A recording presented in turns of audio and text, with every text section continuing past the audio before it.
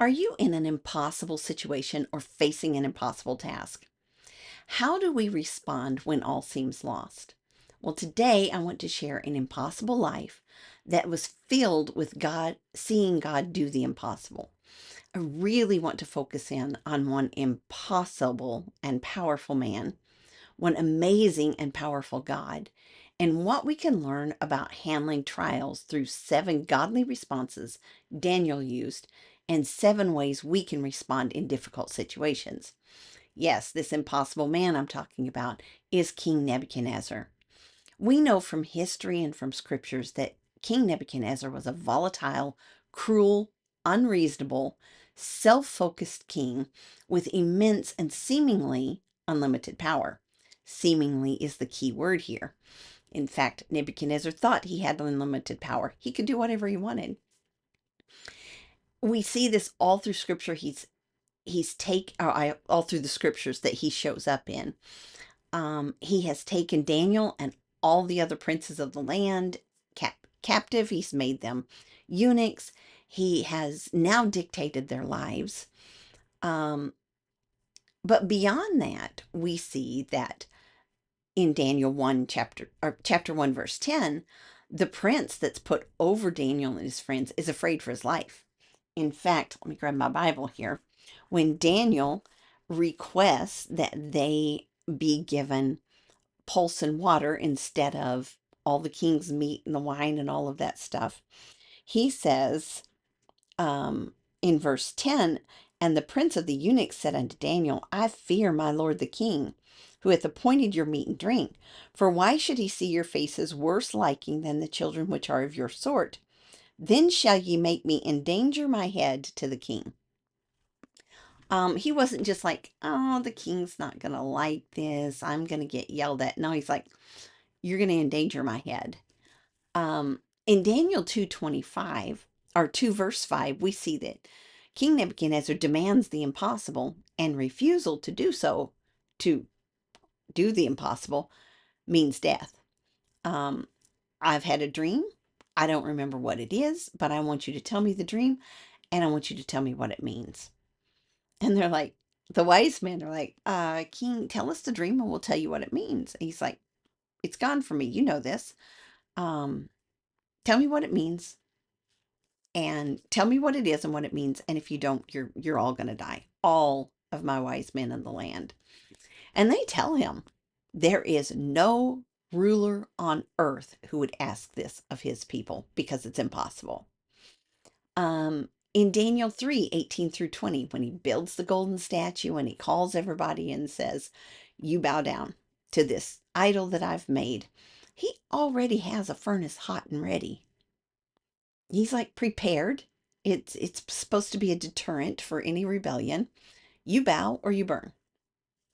Yet his rage at being stood up to by Hananiah, Mishael, and Azariah caused him to tell them 7 times hotter, make it 7 times hotter and throw him in, which in turn killed his most mighty men.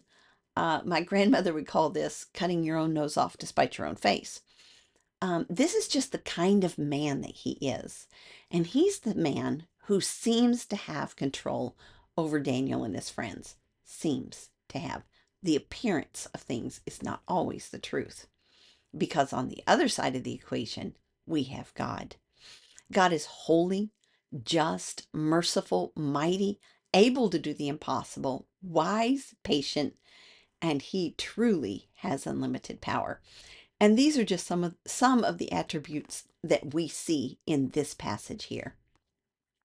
First, we see that he gave Daniel and his friends proximity to the king. What seemed to be the worst thing that could come into their lives, being taken captive, taken out of Israel, and taken to a heathen nation, was God putting them right where he wanted them. He put them in proximity to the king. And it is no coincidence that out of all of the young men who were taken captive, who were fed, who were taught, who were prepared, that God made these 4 men who said, we will not defile ourselves. Daniel said it, and then his friends followed. These men were the ones that God put in proximity to the king. And he paved the way for what he was about to do with the king's dream, giving them an impossible task that only God could fulfill. Then he reinforced his power with his appearance in the fire. Now, God could have just delivered these three men without ever appearing visually, or he could have shown himself to them in the fire, but he didn't. He let this heathen king see him in the fire, and this put a fear of God in the king. Then he sent warnings to humble him. God sent Daniel to beg the king to humble himself, to warn him against his pride when he had the dream. And then, through all of this, he transformed this proud, cruel, heathen king into a king who glorified God. Many of you probably know this, some of you may not. Chapter 4 of Daniel is written by this heathen king, this formerly heathen king, who now is giving God the glory and giving a testimony of how God worked to bring him to this place. So then Daniel and his friends, let's look at them and see how did they respond to slavery and this impossible king. Um, First, they determined to stay faithful. Daniel and his friends could have done what the others seemed to do and said, we're slaves, we have to obey. We have to eat it. But Daniel determined to stay faithful. Daniel 1:8, we all know it, but Daniel purposed in his heart that he would not defile himself with the portion of the king's meat, nor with the wine which he drank. Therefore he requested of the prince of the eunuchs that he might not defile himself. Daniel just quietly determined in his heart, I will not defile myself. I will be faithful no matter where I'm at, no matter what's going on. He didn't let the trials and the seemingly impossible situations deter him from being faithful and maintaining his integrity and doing what God called him to do. Second, he responded with humility and requests, not demands. He didn't say, I'm not eating this mess. This is against God's law. I can't do this. No, in humility, he said, can we not eat this? Will you just give us pulse and water? And when the prince of the eunuchs said, I'm afraid for my life, Daniel had a wise plan. He answered, he just said, give us 10 days. 10 days. If we're not looking well, if you look at us and say, oh, the king is really going to kill me, then we'll follow what you say. We'll do. But he did it knowing that God would not bring him to that situation. But he had a wise and humble request. And then he answered with wisdom, not only on this occasion, but often we see Daniel answering with wisdom. And in chapter 2, verse 14, when the king had said, you're all going to die, off with their heads, he appeals to the man who was sent to kill them all and says, please take me to the king. And then, and we see this in chapter 4, in verse 14 of chapter 2. Then Daniel answered with counsel and wisdom to Arioch, the captain of the king's guard, which was gone forth to slay the wise men of Babylon. Verse 15, he answered and said to Arioch, the king's cabin, why is this thing so hasty from the king? Then Arioch made the thing known unto Daniel. So he gets to the bottom of it first. And then in verse 16 of chapter 2, then Daniel went in and desired the king that he would give him time, that he would show the king the interpretation. He went in and asked for time and made a promise, I'll show you the interpretation, based not on his own ability, but on God's power. Then he went and did the wisest thing ever. He called his three friends together. It appears from the reading here that they lived in the same house. And he got them together and said, we have to pray. They prayed, and it reads to me like he went to sleep. Possibly not. God's able to bring visions to these men, especially back when he used visions. He was able to bring them whether they were awake or asleep. But it says, then was the secret revealed unto Daniel in a night vision. And that's in verse 19. And so it seems to me like he went to sleep. Maybe not. Maybe while he was praying, God came to him. But then, I love this, at the end of verse 19 and then into verse 20, then Daniel blessed the God of heaven. Daniel answered and said, Blessed be the name of God forever and ever, for wisdom and might are his. And he went on, and the next several verses is Daniel praying and giving God thanks and praising him. Before he ever went in to sort out the situation with the king, he stopped to give God praise. Then when he went to the king, he gave God glory instead of taking the king's good opinion to save his own life. So when the king was like, can you give the interpretation of dreams? Daniel could have honestly said yes, because we read earlier that God gave him wisdom in dreams. And yet he took this opportunity to say, it's not me, it's God, to point this king to God instead of keeping the king's good opinion of himself so that he might save his life and advance himself in the kingdom. And so he didn't. He just gave God glory. And then the seventh thing I see that Daniel did is he sought the good of others, not just himself. We see this in chapter 2 when he sought the good of the others, not just himself. He saved all the wise men of the kingdom. And then we see this again in chapter 4 in the king's testimony, where he begged the king to humble himself before God. He didn't want to see the king go through what was about to come. And so he sought the good of others. So how does this apply to us today? How can we respond to impossible people and impossible situations? Well, first, we determine to stay faithful and leave the results in God's hands. It's human to want to just look at a situation and say, how can I fix this? Or to say, this is impossible, I give up. But determined to stay faithful and let God take care of the results. And I give some testimonies of this in the book Sacrifice of Praise. And there's so many more that I could give. But let's look at Daniel's example today. Determined to stay faithful and leave the result in God's hands. Second is remember that only God is in control, even when it seems like others are. So it doesn't matter if it seems like other people who are causing your trial are in control, or a disease is in control, and you're at the mercy of doctors, or there's nothing that the doctors can do, or if it's financial problems, or if it's any other situation. Remember, only God is in control. Not me, not anyone else in this situation.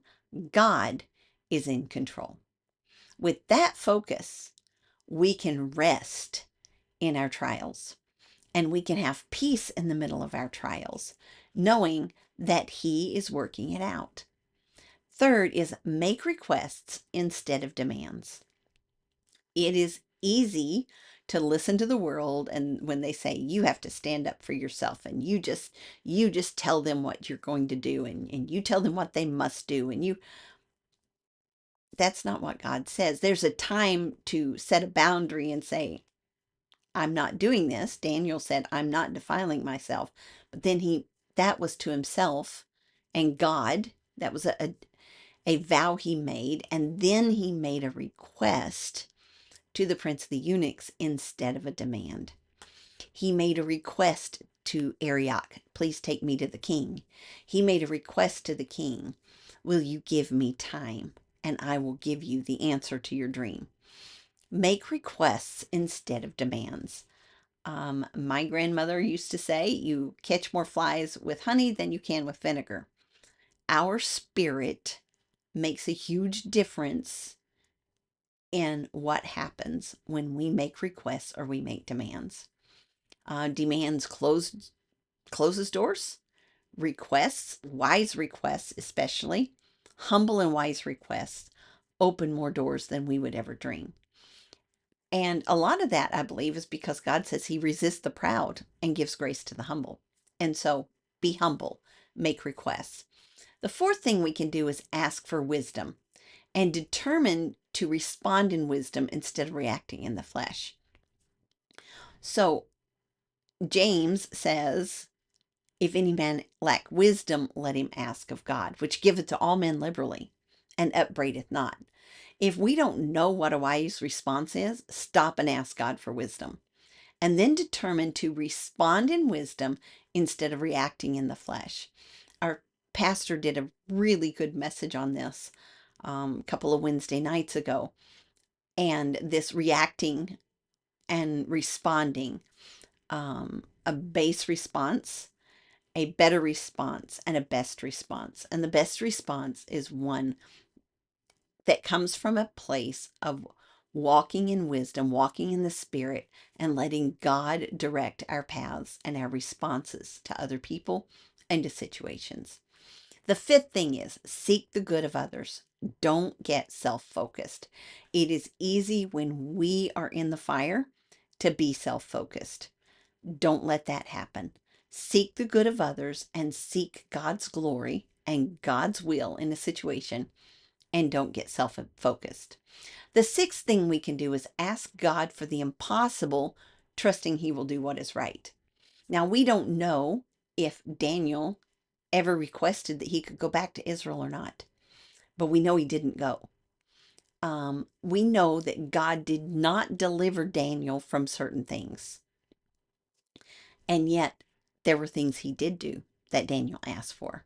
So ask God for the impossible, but trust that He will do what is right, which is not always what we want. And the seventh thing is give God glory and praise in everything, even when it's not what you want, even when it's not what I want, even when we don't understand what God is doing. Give God glory and praise in everything, and let that be our first response, not our last response, not an afterthought. So, what other responses do you see in these first 4 chapters of Daniel that we can learn from? I'd love for you to share them with us in the comments below, because I know this is not comprehensive. These are just things that stood out. I'm in Daniel in my personal devotions, and yesterday and today. And these are just the ones that stood out to me as I went through. And I decided I wanted to share it with you. It was such a blessing and encouragement to me. So this week, I want to challenge you to focus on God and His greatness instead of the hardship you face. It doesn't matter if that hardship is health, situations with other people, heartache, grief. It doesn't matter what it is. I want to challenge you to focus on God and His greatness instead of the hardships you face. Look for Him to do the impossible, even if the impossible is not what you expect. To be honest, sometimes the impossible is God doing a work in my heart. Remember, Daniel never got to go home. He never had a family because they made him a eunuch when he arrived in the country there. He was bullied. He was set up by others. He was hated, and yet God delivered him in so many situations within his life of slavery. Within this life he didn't ask for. So God's impossible is not always what we want it to be, but it's always grand and glorious. It's always amazing. And when we're looking at Him and looking to Him for the impossible, we see it. When we're focused on ourselves, all we see is what we didn't get that we wanted. And so focus on Him this week. Look for Him to do the impossible. God used Daniel in the lives of multiple kings, even though he never got to go home. So God's plans are not always our plans. He says, my ways are not your ways. My thoughts are not your thoughts. So trust Him. And when you don't see what He's doing, make your requests, submit to His plan. Here's what I want. If it be possible, nevertheless, not my will, but thine be done. And then before you even know what He's going to do, offer Him a sacrifice of praise.